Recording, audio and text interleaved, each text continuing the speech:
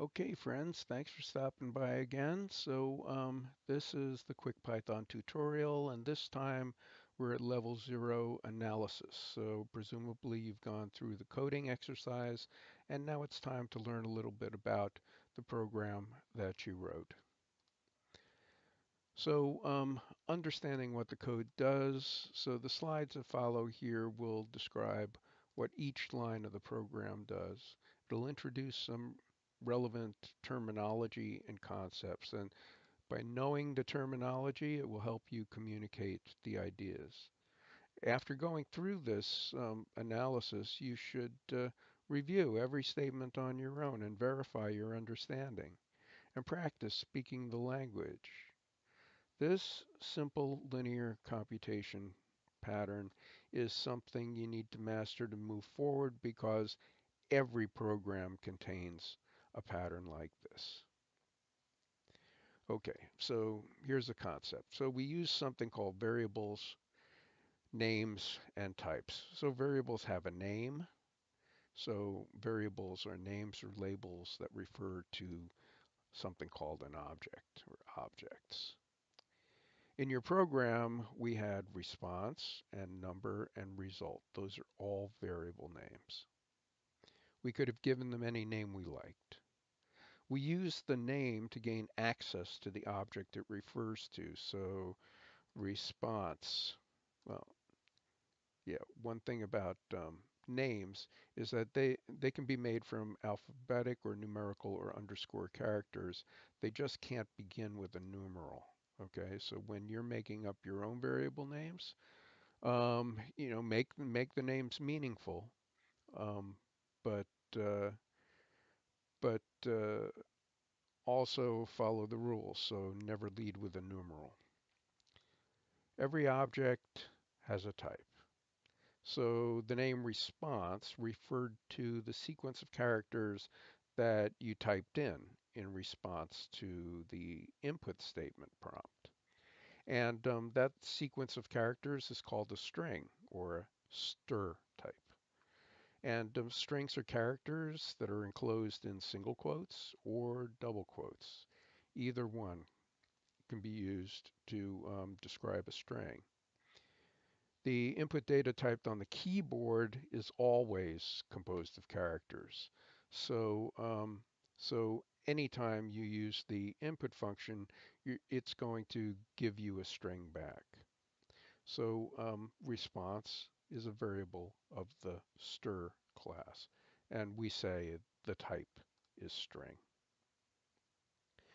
In your program, there were also two variables, number and result. Both of those were numbers, and they were a type of number called float. Floats are used to represent numbers that have fractional parts. So any number typed with a decimal point is considered to be a float. So 2.5, 9.7, 1.0, etc. Those are all floats. But there's another type of number called an integer or int um, that could have been in the program, and ints are whole numbers. They do not have a fractional part. They do not have a decimal point. So the numbers 2, 97, 1024, if you type those in, those would be considered to be an integer, and they do not have a fractional part. All of these things we're talking about, a float, an int, a stir, those are all objects. Everything in Python is an object. And we'll talk more about that maybe in the next video. When we did the computation, we used operators. In fact, we used operators in almost all of the statements we wrote. So we used the equal sign operator to assign a value to a variable name. So that's called the assignment operator.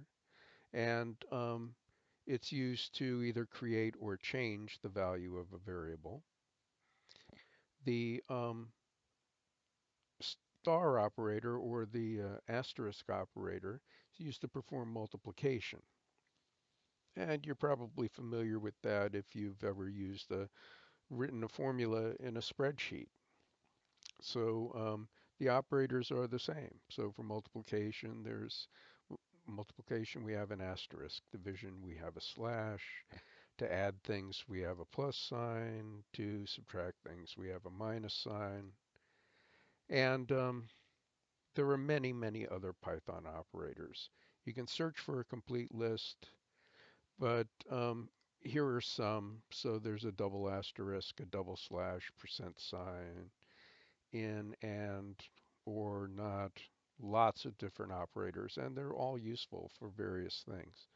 Um, the operators also, they do different things depending on the data type that's being used. So, um, for example, you can do addition with strings, 1, 2, 3 plus 4, 5, 6, and it might be surprising that you get 1, 2, 3, 4, 5, 6 for addition with a string. So the plus sign indicates a operation called concatenation for strings.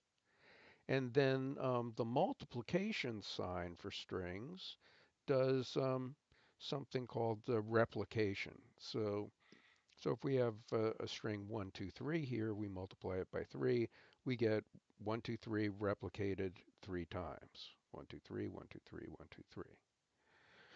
So depending on the data type that you have, and data type is so important in programming, your operator will do a different thing.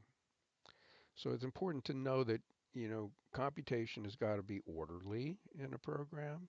And generally, computation goes from left to right, but there are rules. So functions, for example, they get evaluated first. And then expressions that are in parentheses, well, they get evaluated next. And then negation, well, that gets evaluated before most of the other types of multiplication and division, or addition and subtraction. And multiplication and division happens before addition and subtraction. So um, here's an example of how these rules work. So here's negation. We have a -5, right? Here's an expression in parentheses, and we have a multiplication here. So the thing in parentheses is going to happen first, but it can't happen left to right because negation happens before multiplication, and multiplication happens before addition or subtraction. So we're going to multiply 2 times -5 and get -10. Then we're going to add 7 to it and get -3. And so then it's going to become -3 times 3. So doing the thing in the parentheses first gives us -3, and then we do this multiplication. -3 times 3 gives us -9, and then finally we get 5 plus -9 is going to give us -4. And that's going to get assigned to this variable x. So if that variable x existed um, before this statement was executed, then x would be changed by this. And if x was not defined before this statement, then x becomes defined now. There are functions, and functions usually perform more complex operations than operators, and we used a lot of functions in this program. So we used print in the first statement and the last statement. We used input in the second statement. We used float in the middle there. Print, input, and float are functions. They have parentheses, open close parentheses after them, because that indicates that it's a function, and a function generally has an input, which is data that you would put between the parentheses, and an output, which is something that you would assign to a variable. So these generally surround a list of values that are necessary for the function to operate. And the list of variables in parentheses is often called an argument list, but sometimes called parameters. And we say that the arguments are passed into the function when the function is called. So anytime you see a print, you say we're calling the print function and we're passing in a string. So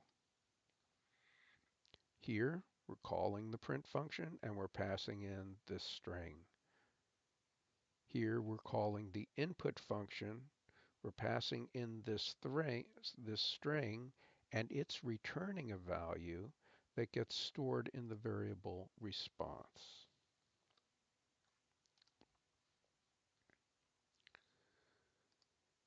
So this print number squared is result is a call to the print function. And so these are the parameters that are passed in. Number is a float that gets converted to a string by the print function. And squared is a string that doesn't have to get converted. It gets printed after the number gets printed. And then result is a float that also gets converted to a string and gets printed after squared is. In the printed output, a space character is printed between the items in the variable list. And after the print is done, a new line character gets generated so that the next print will start on a new line. In our application, the data in the argument list is printed to the Python shell, but it doesn't have to be. There are other possible destinations that we'll talk about in another video. So more about functions. I mentioned this idea that a function may return an object when it's called. So the float function returns a value of type float. The returned value is created using the object that gets passed in as an argument. So in your program, number equals float of response converts the string named response to a float. The assignment creates a variable named number that refers to a float object. Note that a string cannot be interpreted as a number. If a string can't be interpreted as a number, it will generate an error. So for example, so if we have float and here's the string 1.23, it will be converted to the number 1.23. And if we have a float of 10, this time 10 is an int because it doesn't have a decimal point. It will be converted to 10.0. But if we say x is equal to float of some string with an x in it, it doesn't make sense. This is not a number, so that will generate an error. The input function returns a string that has been typed in the Python shell. So that's how we used it. So we waited for a response. We type, we execute the input function. It types out, enter a number in the shell. It waits for us to respond. When we respond, those characters get stored in the variable response.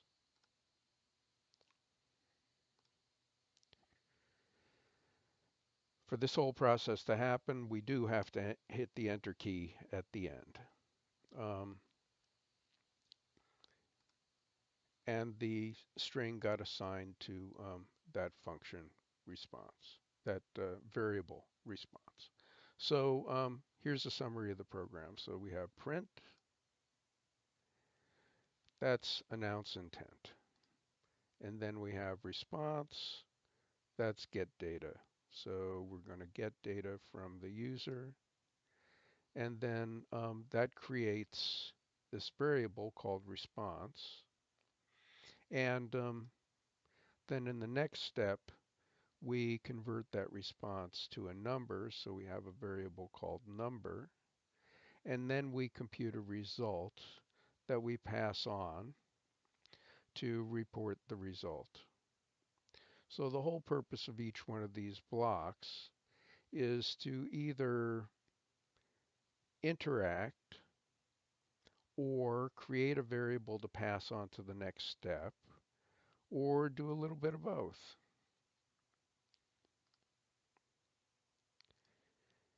Each step brings the program closer to solution. So print announces what the program will do, input gets a response and passes it forward, Float converts the response to a number and passes number forward, and then number is used to compute the result, and result is passed forward so that we can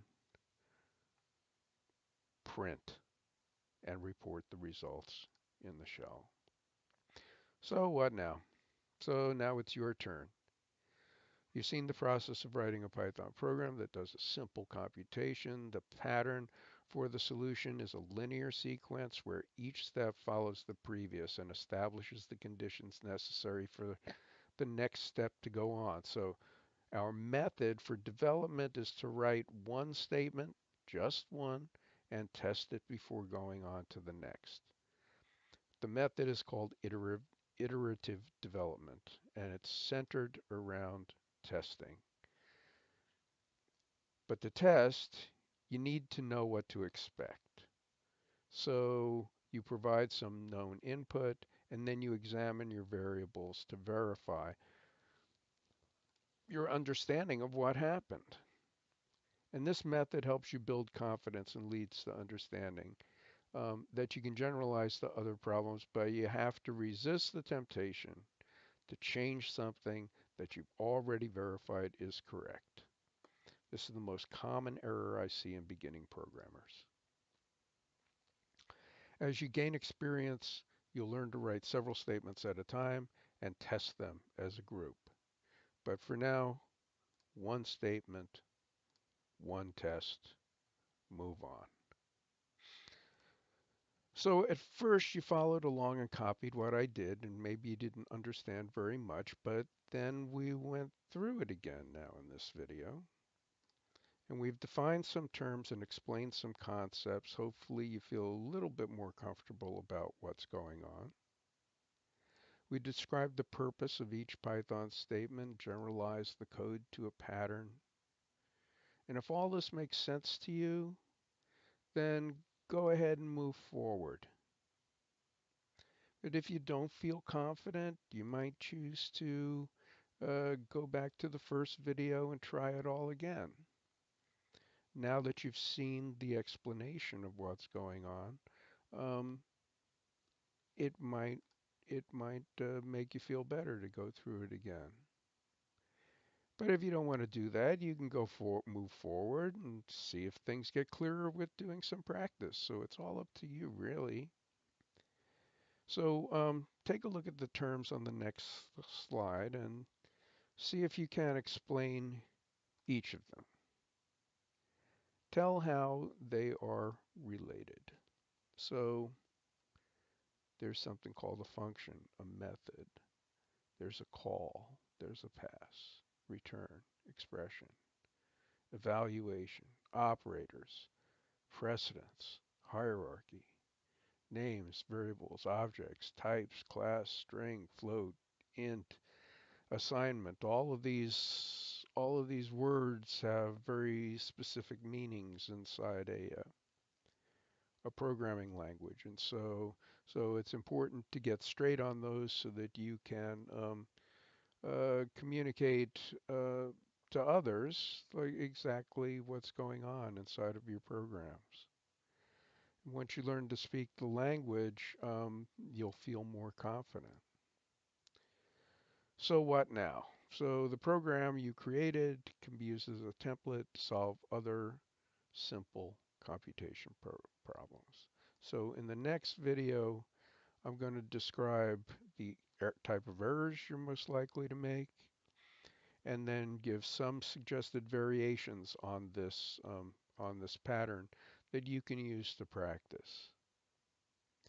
But if you choose to do something on your own, just remember that work on something small and work one small step at a time.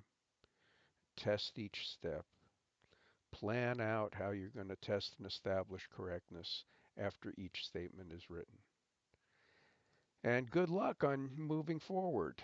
So in the next video, I'll go over some of those error messages and give you some ideas about what you can do to practice writing code in this pattern.